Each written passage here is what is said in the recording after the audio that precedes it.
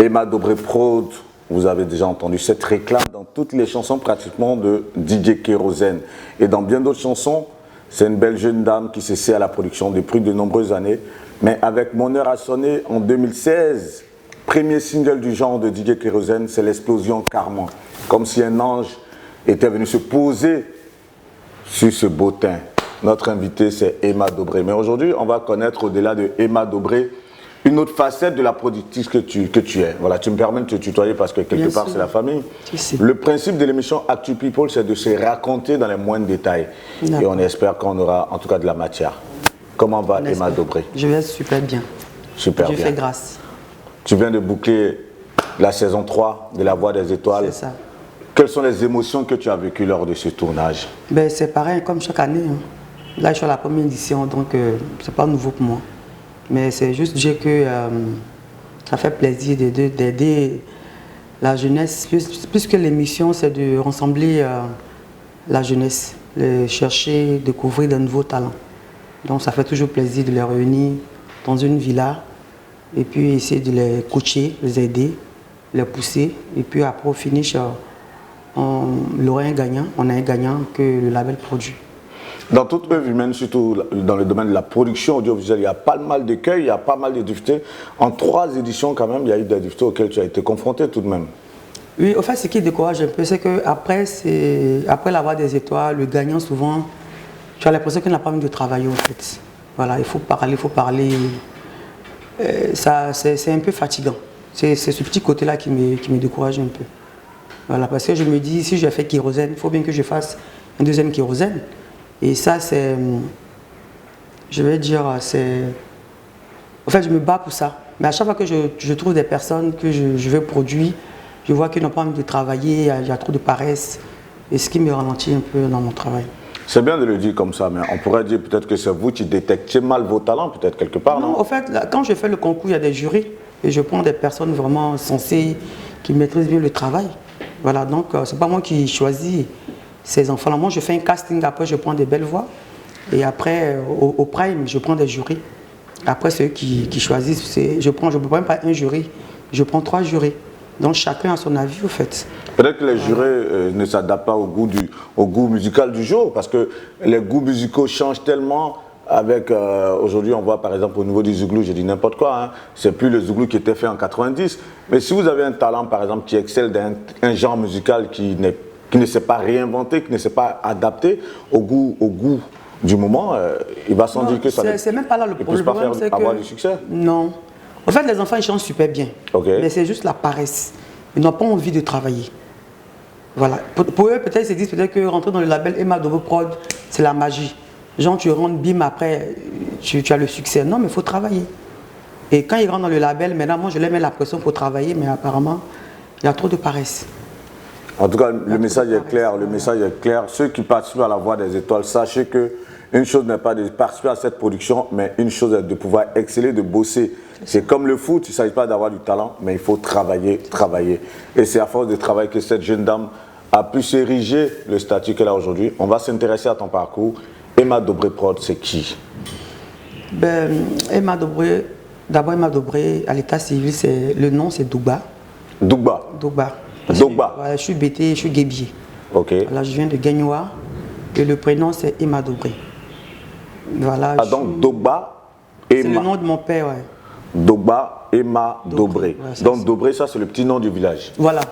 Le nom de mon nomo, au fait. Mais, le nom de mon nomo. Ok, avant que tu dises là, mais le Dobré, ça doit signifier quelque chose, non? Non, au fait, le Dobré, quand tu nais, normalement il y a ton père, ou il y a ta mère qui donne le nom d'une soeur, d'une tante, voilà. Donc c'est un truc comme ça. Donc, au fait, le Dobré, c'est le nom de la grande soeur à mon papa.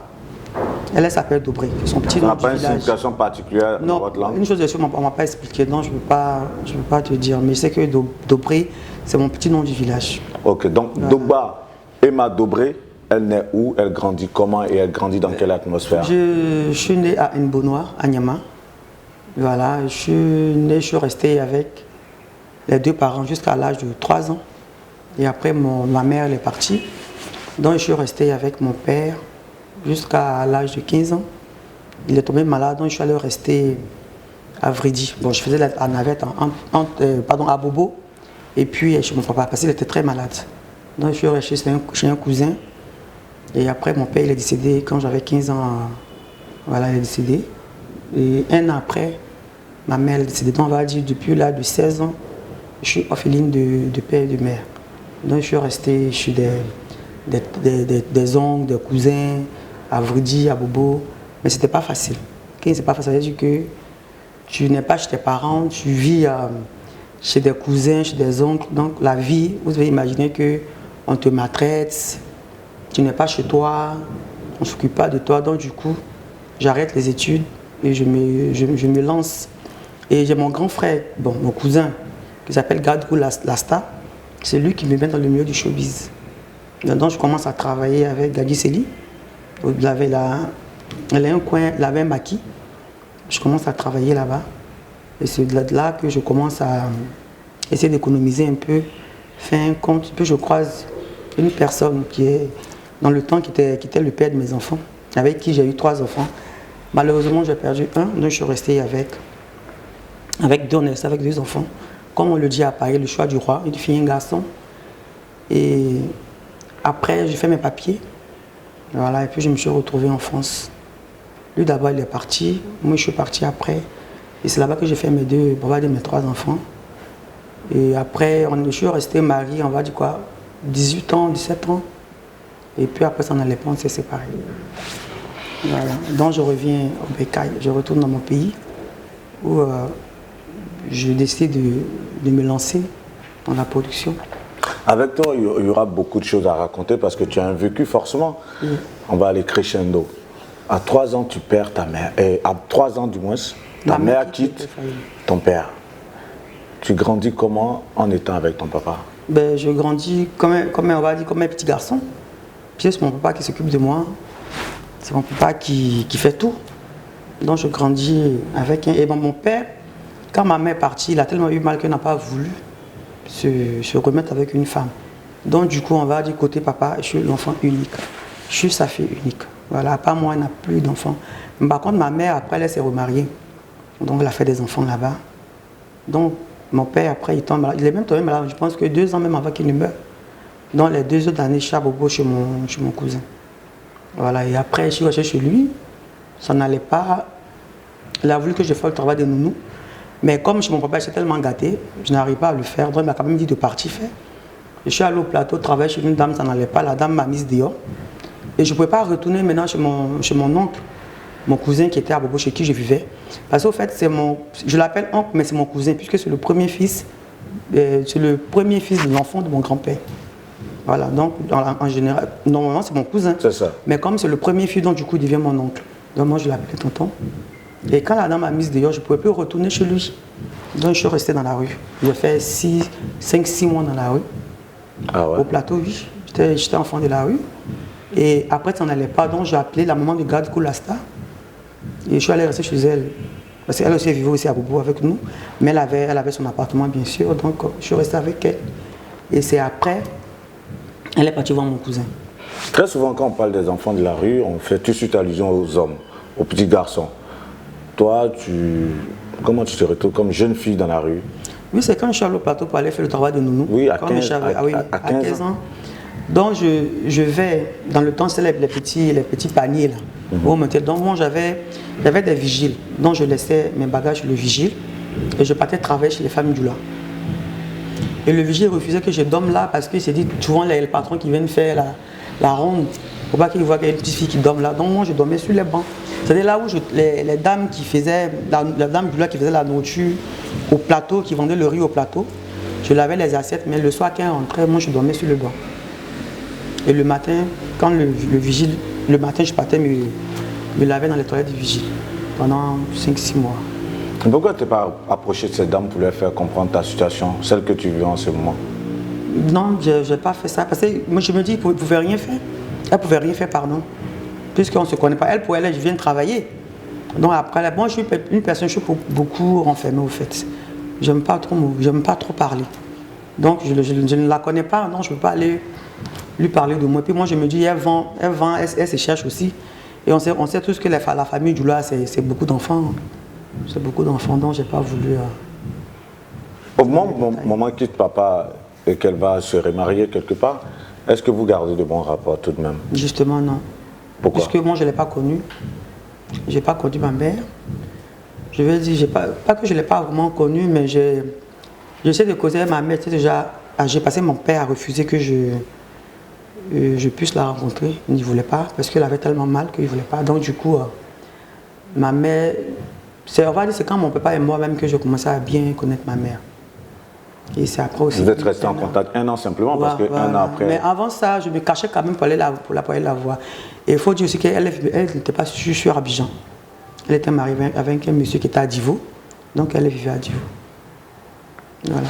Je pense qu'il y a une année où elle s'est même cachée, où mon père était malade, c'était chez mon cousin. Et elle est venue me chercher pour partir avec moi à Divo. Et mon papa, il allait me chercher. Il était malade, mais il allait me chercher. Lorsqu'on grandit avec toutes ces images comme ça, il t'est arrivé par moment de pouvoir penser à cette étape de ta vie où tu étais... Tout le temps. Et quand tu y penses, qu'est-ce que ça te ramène comme image? Ça fait pleurer, c'est tout. Mais je me dis, là, le stade là où je suis aujourd'hui, je m'encourage, au fait. Sinon, ça fait pleurer. Et là, tu les vis vraiment toute petite. Forcément, ça donne du caractère. Ça, c'est le caractère. J'ai beaucoup de caractère même. Et ce qui fait que souvent aussi, j'ai du mal aussi à vouloir me mettre avec un homme. Parce que là, on pense que c'est parce que j'ai envie de commander. Mais non, c'est pas méchant, en fait. C'est comme ça que je grandis. Je fais pas exprès. Mais voilà. Ça, c'est un peu contradictoire, plus ou moins, parce que tu as eu quand même à faire 18 ans de mariage, tu l'as dit tout à l'heure. Oui. On va parler de cette vie de couple, mais forcément, lorsque tu retrouves ton homme avec qui tu restes pendant 18 ans, tu recherches quoi? On va dire un père, une mère, ou tu recherches quelqu'un, comme tu l'as dit, à force du moins d'avoir eu à vivre des difficultés dans la vie, tu te dis, là, il faut que maintenant je prenne ma revanche sur la vie, ou c'est quoi, au final? C'est quel genre de personnage qui se présente? Non, au début, quand j'ai voulu... En fait, le père de mes enfants même, j'étais chez mon oncle, c'est-à-dire le petit frère à mon grand-père, à Vridji. Et là-bas, je n'étais pas bien, puisque ses filles ne m'aimaient pas trop. Donc du coup, quand je croisais le père de mes enfants, je n'avais pas le choix que d'aller vivre avec lui. Donc on va dire, en gros, j'ai un peu forcé au fait. Parce qu'on s'est connus même pas 2 mois, je suis allé m'installer chez lui. Il ne m'a rien demandé. Donc on va dire, je recherchais au début un père et une mère. C'est ce qu'à la base je recherchais. Et je suis resté avec lui pendant des années, parce que c'est ce qu'il m'a donné aussi. Mais il était tout pour moi, voilà. Et je me confiais à lui, on parlait beaucoup, on échangeait beaucoup. Et il était comme mon père. C'est à quel âge tu te retrouves dans ce foyer? J'avais quoi, 18 ans, parce que mon fils, je l'ai eu à 20 ans, j'étais enceinte à 19 ans. Donc on va dire, je l'ai connu à 19 ans. C'est qui le père de tes enfants, celui avec qui tu restes? Il s'appelle M. Seka. M. Seka. C'est un Atier. C'est un Atier. Ouais. Il est connu, il est très connu. Je ne sais pas si je vais dire qu'il est connu, mais bon, je ne sais pas. Parce que c'est un DJ. Ah, je sais pas. Un grand DJ de la place parisienne. Un grand DJ de la place parisienne. C'est vrai. M. Seka, DJ Duplex. C'est vrai, c'est lui. Et non, pour la petite histoire, on se connaît très bien. Et je me rappelle que... Pardon, pas non. Non, mais c'est ce qui est intéressant. Pour la petite histoire, au fait, Eba Dobré, si j'ai bonne mémoire, on s'est connus en 2004-2005. Tu étais venu avec cet homme-là, avec qui tu es resté pendant 18 ans, avec qui tu as de très beaux enfants. Et vous m'aviez reçu en son temps, en 2005, chez vous à la maison, en France. Tu l'avais produit.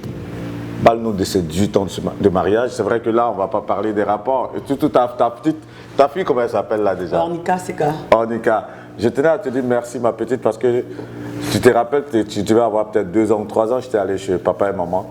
Et comme elle s'est bien fait le biocosseux, elle avait fait du biocosseux. Et il y avait eu un arrêt qui t'était bloqué dans ma gorge et tu t'es mise à pleurer. Et je t'ai revu, je crois, il y a 1 an, 2 ans chez papa, tu es devenue une grande femme. En tout cas, on te souhaite plein succès. C'est clair que maman, c'est ton modèle, vu le succès qu'elle a dans le domaine où elle s'est engagée. Parle-nous de ces 18 ans de mariage avec DJ Duplex. Ben, c'était la belle vie. C'était l'homme idéal. Hein. C'était l'homme idéal, tout se passait super bien. On n'avait pas de problème. On arrivait à s'entendre. Mais bon, quand c'est pas pour toi, c'est pas pour toi. En tout cas, je ne peux pas gâter son nom. C'est une personne qui m'a vraiment donné le bonheur, avec qui j'étais très heureuse. On a partagé beaucoup de choses ensemble. Parce que 3 enfants quand même, c'est pas petit. Donc je ne peux jamais le salir ni le dénigrer, jamais. C'est un papa parfait. Il adore ses enfants. Ce n'est pas le père qui dit non, comme tu es mal dobré, envoie telle somme d'argent, envoie ça, envoie ça. Jamais, souvent, quand mes enfants m'appellent pour me demander de l'argent, je dis non, n'envoie pas. Qu'ils ont déjà tout ici, mais comme c'est les enfants, je veux de me cacher pour leur envoyer de l'argent. Mais il est juste parfait. Votre histoire démarre au moment où tu as 18 ans. Tu dis que tu es allé vivre chez lui. Et lui, il est parti en premier en Europe, c'est ça? Oui, il est parti et il est revenu. Okay. Moi, je suis parti et après, lui, il est venu me trouver là-bas. Et donc, vous vous retrouvez à quel âge ou bien à quelle année en France? L'année, là, je ne sais pas te dire. Je sais que quand on est parti, en ce moment, il y avait les petits guéguets au niveau du pays. On a dit à partir de 99. Non, l'année, je ne me rappelle plus trop, mais je sais que c'est en ce moment, je ne sais pas si... Il y avait les petits gays, ça a commencé au plateau, mais je ne me rappelle pas trop, je ne vais pas te mentir. Okay.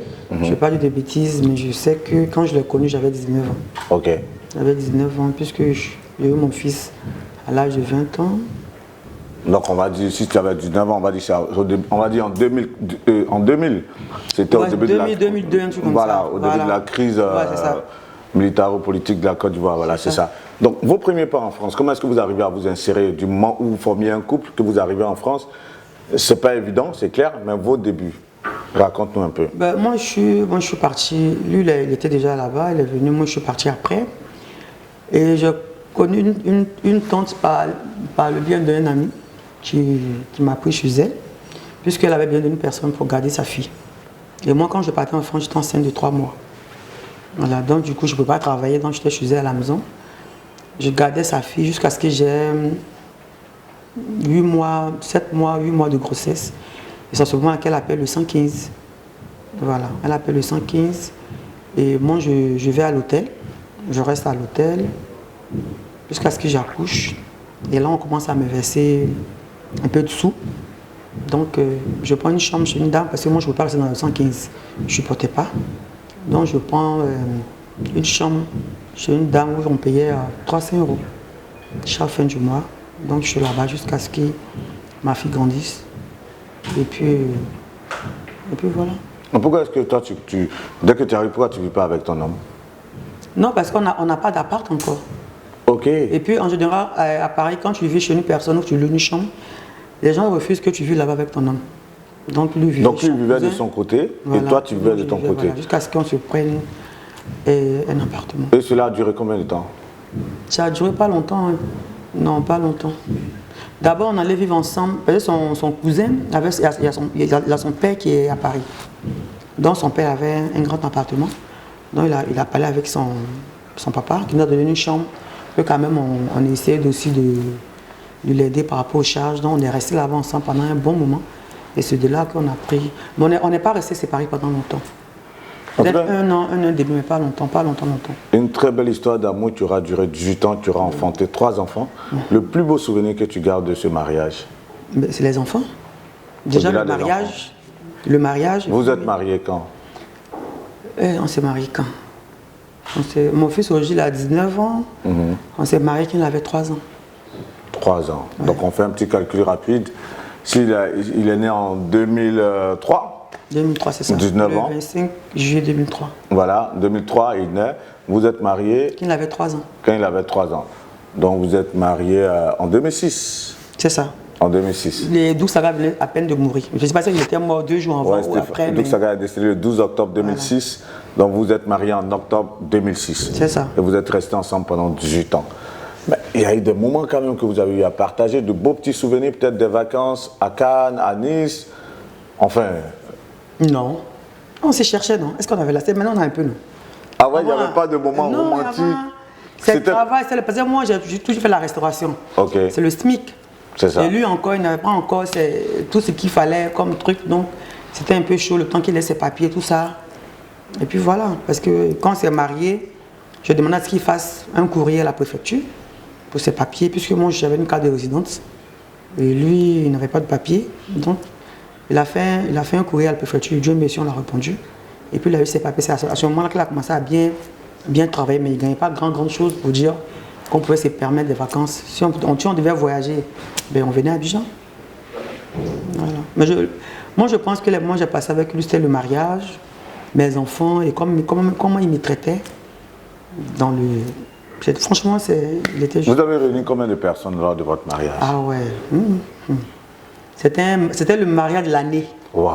Oui, c'était à des niveaux, on avait toute la jet set. On avait toute la jet, donc c'était un mariage de ouf. Ouais.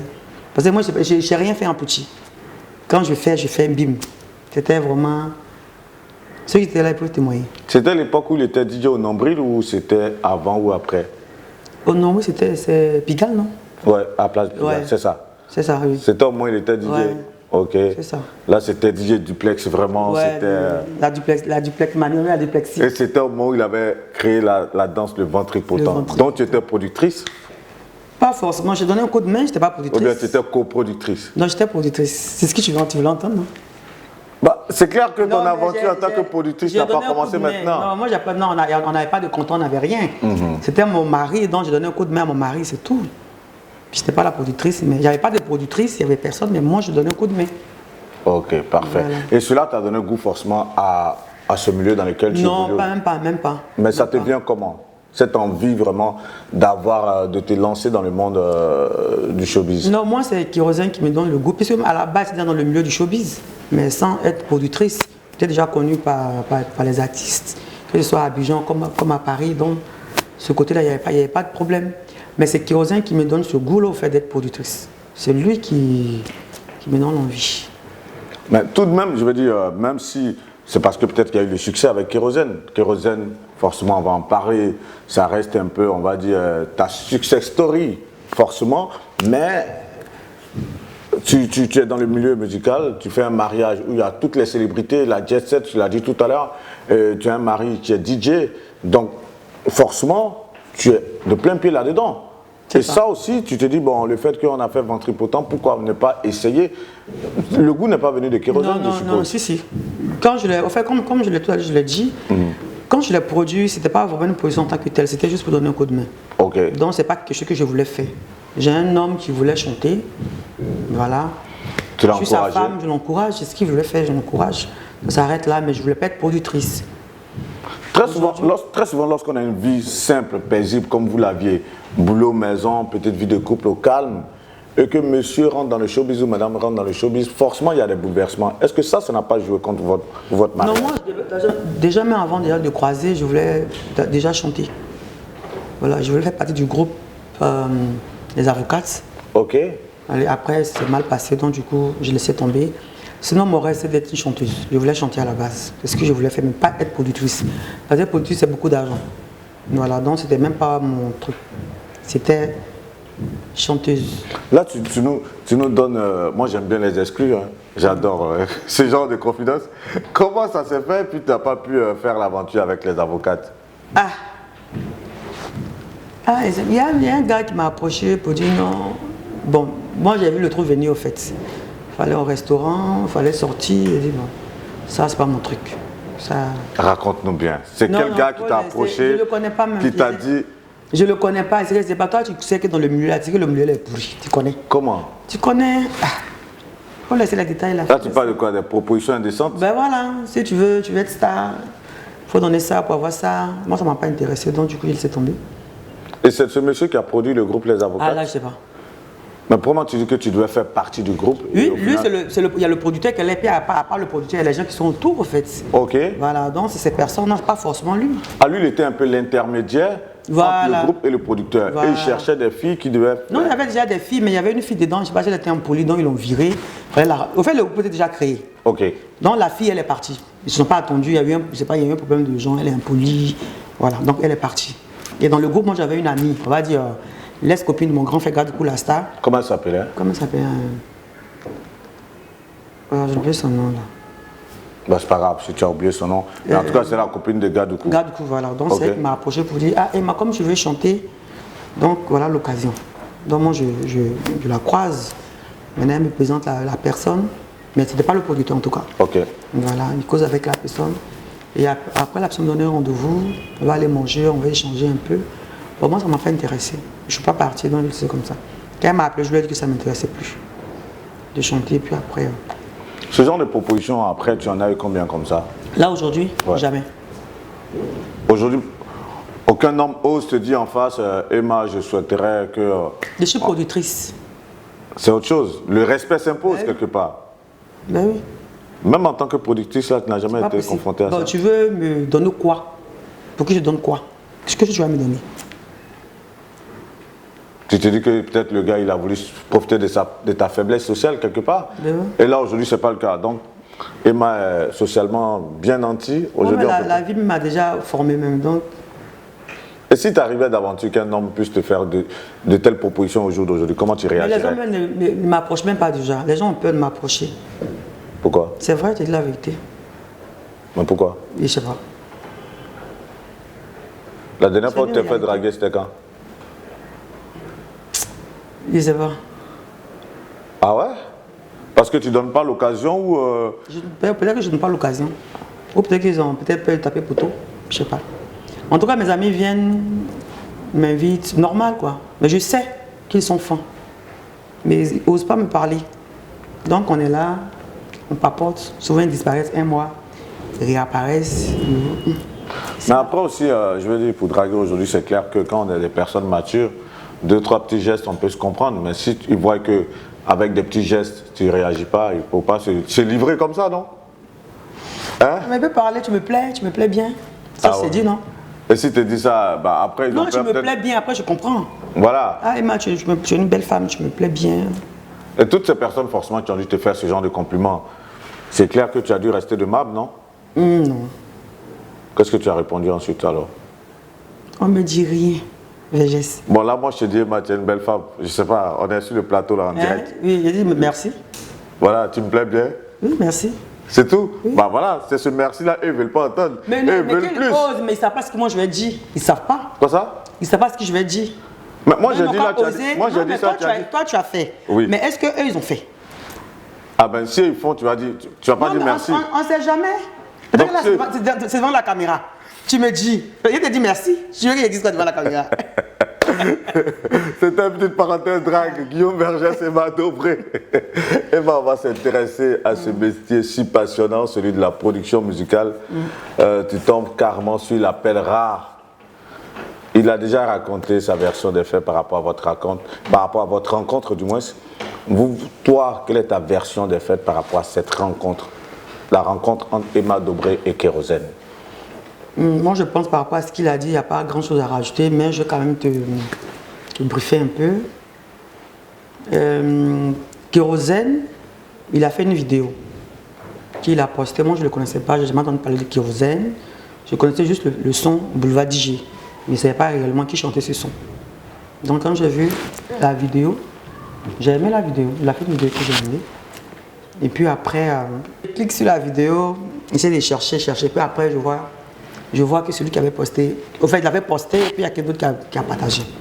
Donc, je clique sur son nom, et moi, je l'écris en inbox, donc il n'a pas répondu. J'ai réécrit, il n'a pas répondu. Comme on le dit à Paris, j'ai typé. J'ai typé, mais j'ai écrit, en fait, je fais tout. Et c'est là qu'il a réagi. Et puis il a dit, mais il y a quoi? Et puis il a dit, mais toi, tu te prends pour qui? On t'écrit, tu fais un malade, tu penses que ça peut te draguer. Moi, il ne dirait pas garçon. Et puis on a commencé à rigoler. C'est comme ça que tout est parti. Et puis on s'est échangé les numéros. On a commencé à s'appeler.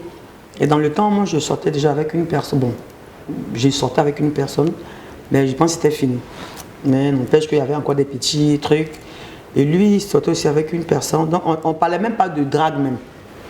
On ne parlait pas de drague. On a commencé à causer comme si on se connaissait déjà, il y avait déjà longtemps. On échangeait, on s'appelait en vidéo, on causait beaucoup. C'est comme ça que je lui ai dit, mais pourquoi est-ce que tu me chantes? Il a dit, il y a eu trop de promesses, il y avait des années qui marchaient, on a fait tourner, aujourd'hui on peut me chanter. Je n'ai même plus chanter, je n'ai même pas attendre parler de chansons, même que lui, il ne veut plus rien faire. Donc ça va dire, en gros, Kérosène, c'est vrai qu'il n'avait pas d'aide, il n'avait pas quelqu'un pour le plaider, mais en même temps aussi, il avait perdu espoir. Parce qu'on a tellement fait tourner, on n'était pas motivé. On avait tellement tourné qu'il ne voulait plus rien. Il dit, bon, moi je peux te produire. Moi, franchement, je l'ai dit comme ça. Parce que moi, je ne suis pas dans la production. Moi, je ne connais pas.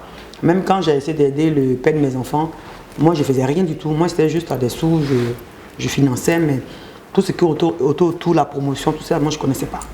Voilà, donc je dis ça comme ça. Mais pour te produire, c'est combien? Il a dit, oh, vous les filles de Paris, là, les monteuses, là, je ne peux pas me produire. Je dis non, pour te produire, c'est combien? Il dit non. Avec 2 millions, je peux me produire. Je dis, tu es sûr? Du oui. Il dit, ok. Si je prends ton billet pour aller à Abidjan, est-ce que tu peux commencer? Il me dit, mais est-ce que tu as un appartement? Je dis, bon, j'ai un appartement à Abidjan. Parce que dans le temps, comme j'avais beaucoup la navette, donc j'avais pris un studio que j'avais déjà meublé.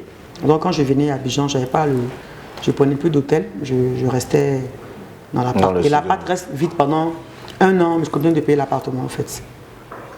Donc j'ai appelé le vigile, je lui ai dit, il y a un ami qui va venir, je lui donne la clé de l'appart. Et puis j'ai appelé, je lui ai demandé de chercher une nounou. Donc quand il est venu, il lui a remis la clé de l'appart. Au début, il ne croyait même pas, il a dit, il faut dire non, va et tu verras. Comme ça, il est venu, il lui a remis les clés de l'appartement et il est resté là. Et c'est comme ça qu'on a commencé à travailler. On a commencé à travailler, on a sorti le premier son, il m'appelle, il me dit non. Là, d'abord quand il est arrivé, il a commencé à travailler. On a commencé à travailler ensemble. Il travaillait à la Cour suprême, au bas. C'est lui-même qui a donné le nom de la Cour suprême. Il était le gérant, en même temps le DJ de là-bas. Donc c'est quand on a sorti, mon heure a sonné, et ça a commencé à découler un peu, qu'il a dit non, que bon, il fallait qu'il se concentre vraiment sur la carrière. Il dit ok. Et il m'a dit non, il voulait une voiture pour se déplacer, tout ça. Donc je lui ai pris sa première voiture, c'était une 407 qu'on a pris. Et il avait ça, il la conduisait. Et il vivait dans l'appartement avec la nounou. Bon, la nounou, elle venait faire le ménage, puis elle partait, elle faisait à manger. Et puis elle partait. C'est comme ça un peu, puis voilà. On est là aujourd'hui. L'histoire, elle est belle, hein. Elle est belle, mais forcément, comme toute belle histoire, on est tenté de se demander est-ce qu'il n'y avait pas quelque chose de caché derrière cette démarche anodine que tu as eue? Ben non, puisque Kérosène, moi je le voyais comme un grand frère. Parce que comme je le dis souvent, j'ai le fils adoptif de ma mère, c'est-à-dire le fils à la grande soeur de ma mère. Et lui, elle est décédée quand il était tout bébé. Franchement, mes bébés. Et c'est ma mère qui l'a récupéré. Donc c'est ma mère qui l'a reconnu. Et il portait même le nom de ma mère. Donc ce cousin-là, que j'appelais mon grand frère, on était vraiment complices. Et avec lui, j'étais la petite princesse, j'avais toujours raison. Et quand j'ai connu Kérosène, c'était pareil. Donc tout de suite, je l'ai vu à mon grand frère. Et je parlais avec lui comme si je tentais de parler avec mon grand frère. Il n'y avait pas de différence. Et il venait de perdre mon frère il n'y avait pas longtemps. Peut-être 2 ou 3, même pas 3 moi-même. C'est là que j'ai connu Kérosène. Et puis mon grand frère, c'est moi qui m'occupais de lui. Et son mariage jusqu'à ce qu'il disait tout, c'était moi. Donc quand j'ai connu Kérosène, c'était comme si c'était une continuité au fait. C'est comme s'il n'avait rien arrêté. Mais certaines indiscrétions ont laissé courir que lorsque vous êtes rencontrés, quand même, vous avez commencé une idylle avant de continuer l'aventure professionnelle. On a commencé quoi? Une idylle que vous avez. Oui, c'est vrai que c'est vraiment on va dire, ce sont des indiscrétions. C'est ce que ça laisse. C'est normal, je suis une femme, c'est un homme. Et en plus, c'est un bel homme. Je suis une très belle femme. Non, c'est tout à fait normal que les gens pensent ce qu'ils veulent penser. Mais chaque fois que tu dis ça, ça laisse subsister un flou qui laisse croire que c'est vrai que vous avez été ensemble. C'est ce que vous avez fait, et puis j'ai dit non, j'ai produit, on peut produire, puis ça fait bim. Que tu as fait quoi? Hein? Laisse-moi tranquille. Tu as dit quoi? C'est ce que vous avez fait, puis il y en avait mal, puis j'ai dit non, bon, je produis en haut, je produis en bas. Laissez-moi tranquille, mais justement, dis-le aujourd'hui une fois pour toutes parce que... Je ne sors pas avec lui. Non, tu n'es Je ne suis jamais sorti avec lui. Aucune idée. Je ne sors pas avec lui. Et puis je ne dois même pas sortir avec lui-même. Ça peut même pas te passer par la tête. Non, si moi je dois sortir avec Kérosène, c'est qu'aujourd'hui on n'est pas travaillé ensemble. Parce que moi je me connais, il ne peut pas me battre pour un homme, le mettre à un niveau, et puis c'est une autre femme qui va en profiter. Et pourtant tu as pu produire quand même la personne avec qui tu vivais récemment. Déjà tu as... Mais il vivait à lui. On vivait ensemble. Lui c'était mon homme, lui on était ensemble, c'était genre... Moi pour moi c'était mon mari, on allait faire nos enfants ensemble, on allait faire notre vie tranquille. Donc tout à fait normal, on vivait dans la même maison. C'est ça. Mais Kérosène, on ne vit pas ensemble. Il n'y a jamais eu de début de relation et il n'en aura jamais. Non. Parfait. Si c'était Kérosène il y a longtemps, on va rester focus sur vos instants professionnels. Vous démarrez avec un premier single. Le succès, est-ce qu'il vient tout de suite ou il tarde à venir? Il tarde à venir. Comment il on fait quand vit même ces petits moments de il fait quand même doute? 6 mois, 7 mois avant de faire bim. On a quand même galéré sur ce son-là. Mon heure a sonné. On a beaucoup tourné. On a beaucoup frappé aux portes. On a beaucoup demandé de l'aide. Quelqu'un dit de l'aide, genre, pour que le son puisse passer sur trace, à la radio, à la télé. On a beaucoup tourné dans les bars, dans tout ce que vous pouvez imaginer. On a beaucoup tourné. Ouais. Ces petits moments de doute, quand tu vis ces moments de doute-là, tu te dis quoi? Ah, Emma, tu es venu te lancer dans une aventure sans issue, ou lui, l'artiste, comment est-ce qu'il réagit à ce petit moment de disette? En fait, moi, je n'ai pas produit Kérosène pour m'attendre à quelque chose. Moi, comme je le dis, j'ai vraiment voulu aider. Donc, je n'ai pas fait, est-ce que ça va marcher? Est-ce que ça ne va pas marcher? Est-ce qu'il chante bien, il ne chante pas bien? Dans le boulevard DJ, on ne le voyait pas, on le voyait à peine. Il était toujours derrière. C'est les effets qu'on a aussi, je prononce bien son nom. C'est lui qu'on voyait. Donc, je n'ai même pas pensé même que ça pourrait faire bim. Loin de là. Moi, j'ai voulu l'aider. Aussi, dans le besoin. Il avait vraiment besoin de ça. J'ai vraiment voulu aider. Qu'un calcul vraiment, tu te dis, je viens de donner un coup de main à un frère que j'apprécie, que je veux voir sous les spotlights. Mais une fois que le succès arrive, comment est-ce que vous arrivez à gérer ce succès? Le succès, ça arrive, parce que moi, je ne m'attendais pas à ça. Donc, on gère ça normal, puisque ce qui fait la force de Kérosène et moi, c'est que Kérosène, c'est un garçon qui est vraiment gentil, qui la met sur le cœur, qui n'a pas la main dure, au fait, qui donne facilement. Et moi, c'est pareil, moi, je donne. Et s'il n'y a pas vraiment un problème d'argent entre lui et moi, on va loin. Et c'est ça nos secrets, au fait. Parce que lui, il n'est pas accro à l'argent, moi, je ne suis pas accro à l'argent. Voilà, donc le succès arrive, l'argent est là. Il prend sa part, il me donne ma part. Oui, il me donne ma part, il prend sa part. Donc, je n'ai jamais eu de problème avec Kérosène côté finance. Mais à part le côté finance, il n'y a jamais eu un problème vraiment qui est arrivé entre vous et un jour tu t'es dit, je pense que cette fois-ci on va arrêter? Si, plusieurs fois même. Comme quoi? Plusieurs fois. Non, c'est le fait que, après les artistes ont des caprices, hein. Ils font caprice d'artistes. Non, on va chanter là, je suis fatigué même de chanter. Et puis après, comme moi je m'énerve très vite, je pète un cap et je lui dis non, je n'ai plus travailler avec toi. Mais lui, il n'a jamais considéré au fait. Il n'a jamais considéré. Mais un jour, lui, il a pété câble, il allait publier sur les réseaux sociaux comme quoi la collaboration était finie. C'était venu de quoi cette publication? Kérosène, il est très têtu. Moi, pareil. Moi, je suis très têtu aussi. En tout cas, il me parle, moi, je n'écoute pas. Il m'a plusieurs fois dit, tu es ma productrice. Quand tu sors quelque part, on dit, voilà la politique de Kérosène. Forcément, tu t'identifies à l'artiste. Voilà, ouais. Quand moi je sors, quand moi Kérosène ne sort, on ne dit pas voilà l'artiste d'Emma Dobré. On dit forcément voilà Emma Dobré, la politique de Kérosène. Donc tu es forcément collé à moi. C'est ça. Et je n'étais pas connu comme c'est connu en tant qu'une personne renfermée dans son coin. C'est ton nom qui voyage. Mais toi, on ne te connaît pas. Mais à un certain moment, tu as commencé à trop faire des trucs et que moi je n'aime pas. Parce que quand tu passes quelque part, que je vois des commentaires en bas, où on te parle mal, moi ça me fait mal. Donc je veux que tu restes caché. Moi, tu sais, lui-même l'a chanté, il a dit, tu vas beau te cacher, mais c'est toi qu'on viendra chercher. C'est ce qu'il même il a dit. Et c'est ce que moi aussi je lui ai dit. Il dit, j'ai beau me cacher, mais c'est moi qui vais venir chercher. Si j'ai porté une robe pour l'eau premier et que ça fait bim, est-ce que c'est de ma faute? Non. Si les gens parlent de moi, que les gens m'insultent, est-ce que c'est moi? C'est pas moi. Donc laisse-moi. Il dit non, que d'arrêter. Donc quand je suis allé à l'émission, le fait que j'ai dit que je produis en haut, je produis en bas, c'est quelque chose que j'ai toujours dit. C'était pas la première fois. Mais comme par hasard, ce jour-là, ça fait bim. Il a dit, c'est ce que tu disais, tu parles trop, tu te promènes trop. Comme tu veux être star, je te rends star. C'est comme ça qu'il a fait le poste. Mais c'était pas une décision sérieuse? Non, mais c'est pareil de Kérosène. Ben non. C'était juste... C'était juste parce qu'il était énervé, il a voulu me faire chier, c'est tout.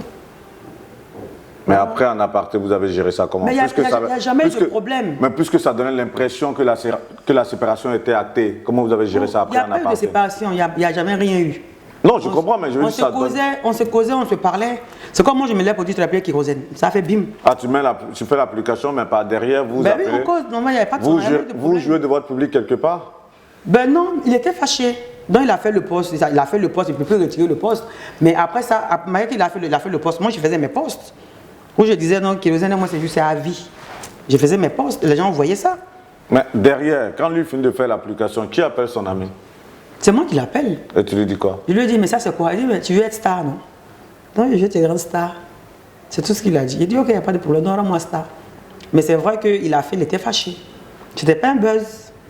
Le fait qu'il ait dit non, qu'on arrête, ça peut-être que c'était un buzz.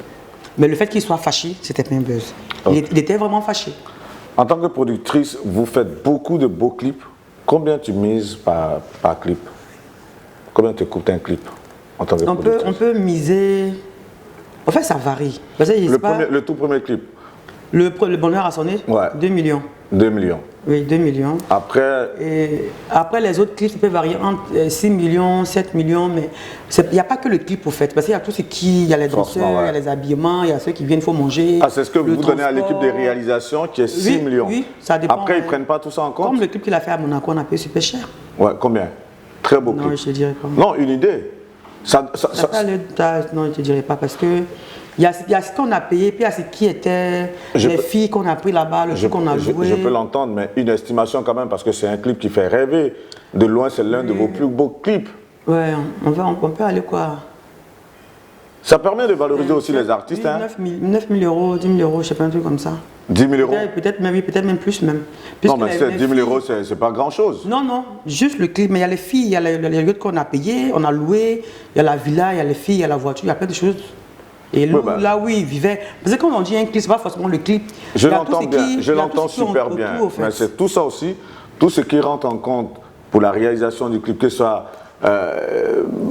les jours où il a passé à l'hôtel, les prestations des filles dans le clip, tout et tout. C'est pour ça en fait on verra une estimation. Près de 20 millions de francs CFA. Je ne veux pas te dire des bêtises. Près de 20 millions de francs CFA. C'est possible, mais je ne vais pas te dire des bêtises. Mais tout ça, qui met cet argent? C'est toi ou c'est vous deux? En fait, je t'explique. Kérosène, on a ce qu'on appelle une caisse qui est là. Voilà, parce que aujourd'hui, Kérosène prend des décisions et après il peut me dire.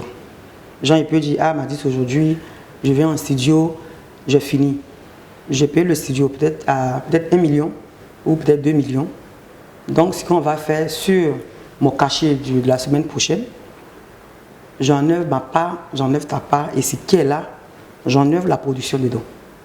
Voilà ce qu'il fait. Et puis il me donne. Mais n'empêche que c'est toujours moi qui fais la production.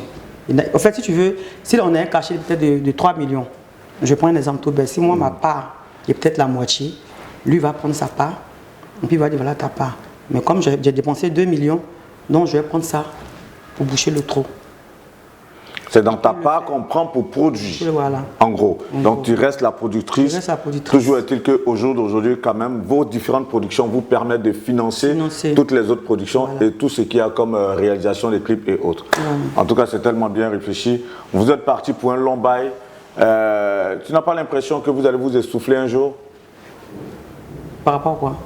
Parce qu'on ne sait jamais, hein. Les carrières, en toute carrière, il y a la phase de développement. Après, il y a un peu la petite phase où on se pose des questions. Tout de même, c'est arrivé à tous les artistes. Même Didier Arafat qui a connu un énorme succès.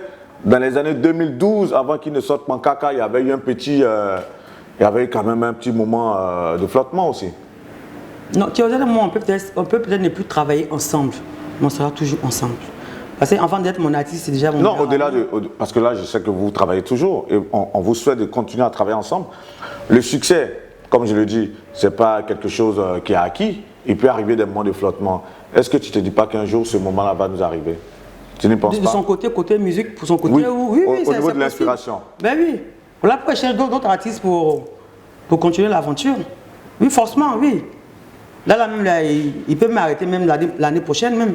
Pourquoi? Moi, ça ne me dérange pas. Non, c'est un exemple que je prends. Moi, ça ne me dérange pas. S'il est fatigué, s'il ne veut plus chanter. On avait appris dans les coulisses que Kérosène devait se marier. Où on en est? Alors, moi, je ne sais pas. C'est la productrice qui a fait que le mariage n'a pas eu lieu? Qui suis-je? C'est mon gars. Non, mais vu que vous prenez les décisions ensemble. Non, ce côté seulement, c'est lui qui passe cette décision. Ça, c'est côté cœur. Tu ne le conseilles pas? Parce que c'est comme un frère. Tu ne le conseilles pas? Tu sais, les hommes la parlent moins. Moi, je me confie beaucoup à Kérosène. Mais Kérosène, c'est un homme, c'est pas comme une femme. Donc, il peut parler et puis il peut garder le reste pour lui. Mais il va se marier, c'est sûr. C'est un homme, il va se marier. Mais tu n'as pas eu vent de ce mariage qui devait avoir lieu, qui au final a été retardé? C'est sérieux. Là, il m'apprend. Il devait se marier pour de vrai? Mais pour de vrai. C'est vrai? Mais pour de vrai. Non, je ne savais pas. Tu ne vas pas faire l'étonner quand même. Non, je ne savais pas que les devait se marier. Non, pour quelqu'un qui produit un artiste qui partage son quotidien, ça c'est la moindre des choses. C'est clair que dès qu'il mûrit la dot, mais mariage là, je ne sais pas. Peut-être.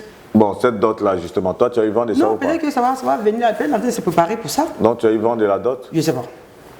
Je ne vais pas en dire plus. Non, je ne sais pas, franchement, je sais pas. Je ne vais pas en dire plus. C'est vrai que tu... Même si je savais, ça c'est sa vie privée, c'est pas à moi de le dire, c'est à lui-même de dire ça. Ok. Il va nous confirmer ça un jour. On a déjà eu une interview avec lui, on va aller pour la seconde interview. On verra ça avec toi, parce que c'est toi qui dis. C'est vrai que tu reconnais un Kérosène de très bonne qualité, en tout cas de vraies valeurs humaines, quelqu'un de super sympa, de très attachant, qui partage un personnage altruiste. Mais s'il y a quelque chose que tu reconnais en ce garçon, ou bien quelque chose de fort que vous avez vécu, dont il n'a jamais parlé, que tu pourrais nous confier à la faveur de cette interview, ce serait quoi? Qu'est-ce que je peux dire? Le fait, à part qu'il me gâte. Non, ça tout le monde le sait. Ben donc, qu'est-ce que je peux dire? Mais il y a ces petits moments intenses qu'on vit souvent à deux, ou par exemple lors d'un voyage. J'ai jamais voyagé avec lui. Un moment de partage, ou ce jour-là peut-être... À son anniversaire peut-être, mais il n'y a pas vraiment de trucs, je sais pas, non. On n'a jamais voyagé ensemble. Quand j'ai mon anniversaire, il est là. Dans son anniversaire, je suis là. On est toujours là, on cause, on rigole, on se dit tout. Je veux dire peut-être un petit moment d'explosion de joie, par exemple. Un exemple simple. Le jour où tu l'appelles, tu dis Kérosène, là aujourd'hui par rapport à nos droits, par exemple, on a perçu tant. Ou bien ces petits moments de doute où tu l'appelles, tu dis ah aujourd'hui Kéro, je voulais te parler. Comment tu l'appelles déjà? Mon 10. Mon 10, voilà, tu dis mon 10 aujourd'hui, il y a vraiment. Et tu as senti ce jour-là de l'amertume ou de la joie. Un truc vraiment que vous avez vécu à deux, que nous on souhaiterait que tu nous partages. Non, peut-être que ce que je peux dire, c'est qu'on a fait son accident. Moi je l'ai appelé, il était triste, j'ai pleuré, on a échangé un peu, c'est juste ça sinon. À part ça. Cet accident, on en parle un peu? Pardon, laisse ça. Pardon. Non, c'était un moment très très difficile, qui a été très difficile à gérer. Lorsque tu allais le retrouver justement à l'hôpital? Non, pas à l'hôpital, je le trouvais chez lui à la maison. Tu allais le trouver chez lui? C'était juste son anniversaire, il a fait l'accident la veille, et le lendemain c'était son anniversaire, donc je suis allé très tôt le matin, chez lui à la maison. Et puis mon Dieu merci, il n'avait rien, donc quand je suis venu, il n'était même pas là. Il est venu me trouver après, on s'est assis, on a causé, il m'a expliqué un peu, et puis voilà, on a commencé à rigoler après, je me suis moqué de lui un peu, et puis voilà. C'est tout. On ne prend jamais où on se veut de toute façon. À la suite de l'accident, parce qu'il était parti soutenir Didier Drogba pour l'élection à la FIF, c'était au retour de Yamoussoukro qu'il a fait cet accident. On a vu après la polémique de la Range Rover, il ne s'est pas exprimé là-dessus. Toi, qu'est-ce que tu peux dire de cette histoire de Range Rover? Non, j'ai juste eu mal, c'est tout, puisque deux voitures en même temps, et puis ce n'est pas des petites voitures. Voilà. Non, je veux dire après, quand tout ça s'est passé, lorsqu'on s'est remis de l'émotion de l'accident, heureusement, bien entendu, il n'a rien eu lieu, tout son staff, on rend gloire à Dieu, qu'après Didier Drogba lui offre une Range Rover pour tout le soutien, déjà pour aussi lui apporter son soutien après son accident, et qu'il dit non, c'est Maître Abdoulaye Meïté, je crois, et que Drogba même, enfin, toute cette petite polémique où il refuse la Range Rover, quelle analyse, quel commentaire tu peux faire de ça? Kérosène refuse la voiture. Franchement. Je fais un récap. Non, franchement. Franchement quoi? Qu'il accepte, qu'il refuse, il a ses raisons. Donc moi, il m'a vraiment... Toi, je veux dire, c'est une parenthèse qui t'a fait ni chaud ni froid. Ça m'a rien fait même.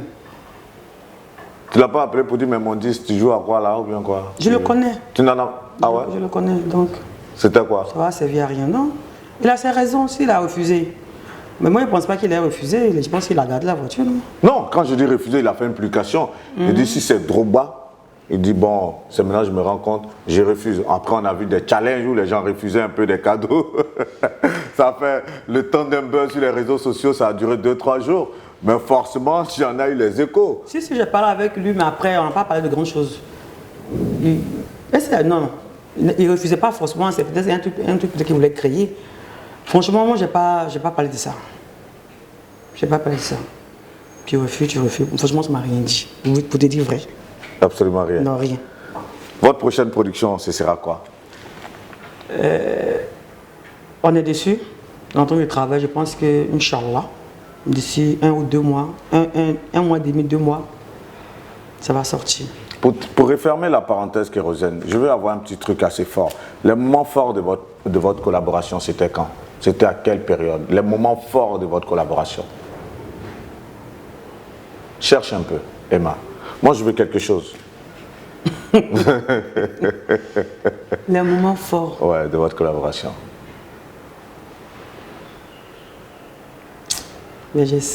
Cherche un peu. Vous avez sorti, moi je parle comme ça, pour que tu trouves.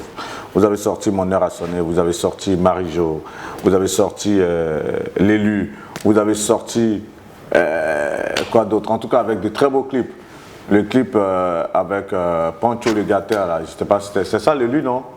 Voilà, très beau clip. Vous avez sorti... C'est dans ta main. Ouais, c'est dans ta main. Le feat avec Serge Beno, ça dépend de toi, voilà. Avec Serge Beno, des trucs avec Baby, plein de succès. Les moments forts de cette collaboration. Vous avez fait du chemin quand même. 2015, on est en 2022, 7 ans. Emma, dis-nous quelque chose. En fait, Kérosène et moi, là, je ne sais pas comment je vais t'expliquer. On n'a pas de moment fort comme je le pense au fait. On va dire que vous avez des rapports vraiment basiques. Voilà, normal, c'est un boulot. Tu dois financer, tu finances, toi tu as ta vie, lui il a sa vie. Il a sa vie. Ses amitiés. Mais n'empêche qu'il m'aime, je l'aime, on s'aime, on est là. Vous appréciez mutuellement. Voilà, mais il n'y a pas de... On n'a jamais fait quelque chose de fort ensemble au fait. On travaille ensemble. Ça s'arrête. Tu me touches, tu le touches, tu m'as touché. Tu me touches, tu l'as touché. Un petit message pour lui à la faveur de cette interview. Je sais que tu en as passé déjà des tonnes, mais un message exclusif pour lui. Ben, Kérosène, tu sais que je t'aime. Non, ça il le sait.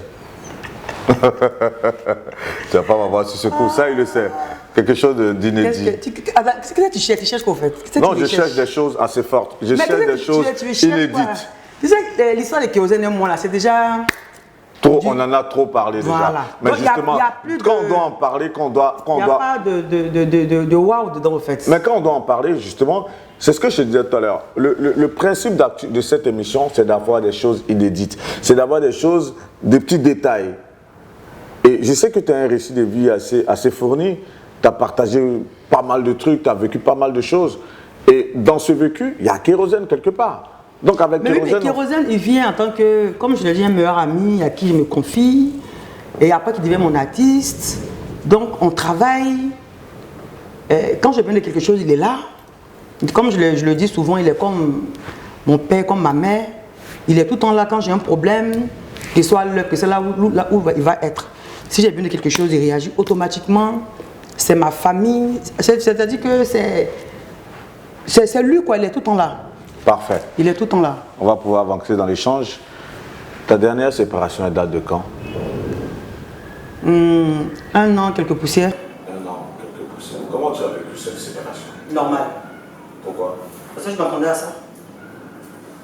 On a dans une relation où on s'est dit du jour au lendemain, ça va. Non, vers la fin, je m'attendais à ça. Pourquoi? Oui, parce que j'étais plus dedans en fait. Il n'y avait plus d'amour? Non, pas forcément, mais je ne sentais plus le truc. Je pensais que ça devient monotone en fait. Ça devient monotone, puis trop de petits trucs. J'en avais marre. Non, c'est trop de petits trucs, c'était quoi? Non, mais plein d'histoires, il n'y avait plus d'entente, plus d'échanges, il y avait trop de merde en fait. Tu permets? Je te permets? Oui. Il y a une promesse de mariage en l'air? Non, ça c'est une papier acheté à Paris, t'inquiète pas. Ah ouais? C'est quoi? Juste pour tromper l'œil de ceux qui... Non, elle m'a plu, j'ai vu, elle m'a plu, je l'ai mis de doigt. Mais ça ressemble forcément à une promesse de mariage. Non. Mais quand on voit ça, quand les hommes voient ça, tout ça qui fait fusion, on se dit, elle est déjà prise. Non, ils s'en foutent. Ils savent qu'ils ne sont pas mariés, on les connaît. Donc là, tu as un cœur à prendre, comme on le dit. Oui, j'ai un cœur à prendre. Je suis pas... En fait, je suis un cœur à prendre, mais ça ne m'intéresse pas. Je ne veux même pas qu'on me prenne. Ah ouais? Ouais, non. Tu es seul et tu te plais? Oui, mais pas comme oui, ici, la fille la plus heureuse à l'air, très heureuse. 18 ans de mariage. Combien d'années de concubinage avec dans ta dernière relation? 3 ans et demi, 4 ans. 4 ans de concubinage. Et là, tu comptes rester seul pendant combien d'années? Ben, c'est dans la main de Dieu. Et les annonceurs ne trouvent pas leur compte, c'est quoi le problème? C'est pas ça, en fait, moi j'ai remarqué qu'ici, quand quelque chose ne bouge pas, il n'y a pas de regard en fait. C'est ce que j'ai compris. Après quand ça a commencé à bouger, là ils vont commencer à réagir. Je me rappelle très bien dans l'autre début moyen kérosène, c'était pareil. Quand je frappais aux portes, il n'y avait personne. Donc aujourd'hui, c'est les mêmes là qui viennent me voir. Aujourd'hui, on a besoin de lui. Mais pourquoi on fait comme ça, il est cher, mais c'est comme ça. Donc moi, je me dis, comme pour le moment, le truc n'est pas encore à un niveau, donc on me regarde toute seule. Mais ils oublient que ce que je fais, ce n'est pas pour mes parents, en fait, c'est pour la jeunesse. Et ces enfants-là, moi, je ne les connais pas. Ils attendent que demain, l'émission fasse boum, qu'ils viennent. Je dis non, on va t'aider. Qu'est-ce que tu comptes faire pour que ça fasse boum, justement? Ben, je continue de... Chaque année que Dieu fait, je change de stratégie. Voilà. Et je pense que cette année, on a beaucoup bossé. C'est ce qu'on n'a pas fait l'année passée, l'année passée. Cette année, on a beaucoup bossé. Il y a des personnes qui n'ont pas fait le projet l'année passée que je rappelle cette année. Donc je pense que cette année, on a vraiment mis la balle haute. Parfait. On va vers la fin de l'entretien. Les meilleurs moments de ta vie. Merci parce que là, enfin, tu es de te rappeler sur le feu de la question, c'est ça? On va vers la fin de l'interview. Le meilleur moment de ta vie, c'était quand? C'était à quel moment? C'était en France ou lorsque tu es venu t'installer en Côte d'Ivoire? C'était à quel moment? Bon, je ne sais pas si je vais dire... En fait, il y a deux choses. Mes enfants, je fais mes enfants et puis aujourd'hui. C'est-à-dire ce que je vis à l'heure actuelle. Voilà. Le meilleur moment, c'était lorsque tu étais avec tes enfants en France. Mes enfants en France. Voilà. Et ce que j'ai vu aujourd'hui, c'est la production en fait. Quel était le pire moment? Quand j'étais enfant, où j'ai perdu mes parents, où j'avais personne, où j'ai galéré dans la rue, toute seule. Et tout ça aujourd'hui, ça a construit quel genre de personnage? Mais ça m'a rendu ce qui suis aujourd'hui. Ça m'a donné du caractère, une femme forte, une femme qui n'a peur de rien. On va dire ça comme ça. Pas que j'ai besoin de quelqu'un, j'ai besoin de donner quelqu'un dans la vie, mais je me dis, je fonce quand j'ai pas peur. Un mot fort à la faveur de cette interview, je pense qu'on a fait le tour. Ton enfance, ton parcours de productrice, ta belle collaboration avec Kérosène, qu'on souhaite encore pour longtemps. Ta production, La Voix des Étoiles, une production qui forcément fera en tout cas un jour parler d'elle. Voilà. Un mot fort à la faveur de cette interview. C'est quoi déjà le nom? De quoi? Le nom de... De quoi? Le site là. De l'émission, c'est Actu People. Actu People. Ouais. Mais, je ne sais pas si ça va être fort. Moi, je ne suis pas trop bavard. Mais vas-y. Je tenais à remercier déjà le grand frère du Vergès, qui a fait le plaisir de m'inviter sur une émission Actu People avec son staff. Donc, suivez ça sur son site. Voilà. Vous allez découvrir des merveilles de ma part. Ce que je n'ai jamais dit et que j'ai dit aujourd'hui. Donc voilà. Je vous remercie. C'était Emma Dobré. Bisous. En tout cas, la merveille, nous, on l'a eu en face de nous. C'est Emma Dobré, belle jeune dame. En tout cas, tu en as plein dans la tête. Et ce qui est séduisant dans son parcours, c'est ce qu'elle a pu vivre toute petite. De savoir qu'elle a su s'affranchir de toutes les difficultés qu'elle a pu connaître depuis toute petite pour devenir ce qu'elle est aujourd'hui. Et je pense quelque part, c'est ce message que ce Vertu a fait passer au travers de ses chansons et de ses productions, son artiste Kérosène. Puisez en tout cas de la force dans son parcours, puisez de la force en vous-même et vous dire un jour vous allez y arriver. C'était Guillaume Vergès pour Actu People, que Dieu vous garde. Merci à Mali Koné qui a assuré la réalisation, à Carole Billy qui a été là pour l'assister. Que Dieu vous garde encore une fois de plus. À très bientôt pour un autre numéro d'Actu People. Merci. Bisous.